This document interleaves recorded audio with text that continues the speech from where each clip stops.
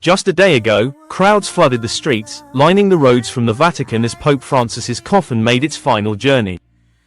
In a sea of solemn faces and heartfelt goodbyes, hundreds of thousands gathered, their hearts heavy, to say farewell to the 266th leader of the Catholic Church.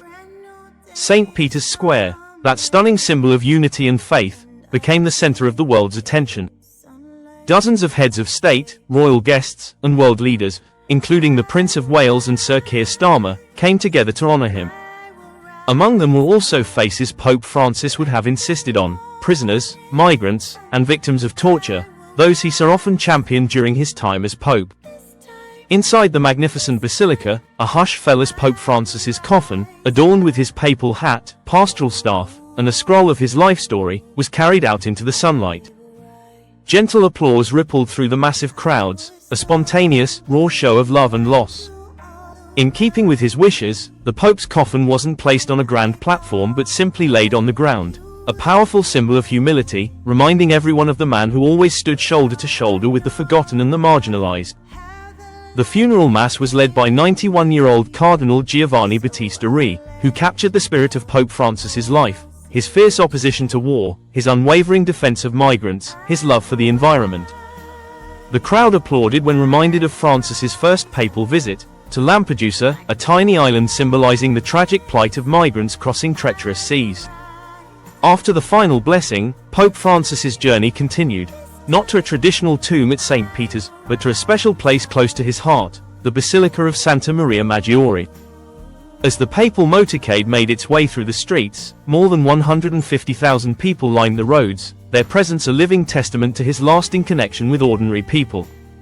At the basilica, groups of homeless people, many of whom the Pope had personally reached out to during his life, were waiting to welcome him one last time. There, away from the cameras and the crowd, in a small, peaceful ceremony, Pope Francis was laid to rest. His tomb bears a simple yet powerful inscription: Franciscus, the Latin form of his chosen name. Vatican officials have since released new images of his resting place, a modest but deeply meaningful site that from today will be open for the public to visit and reflect.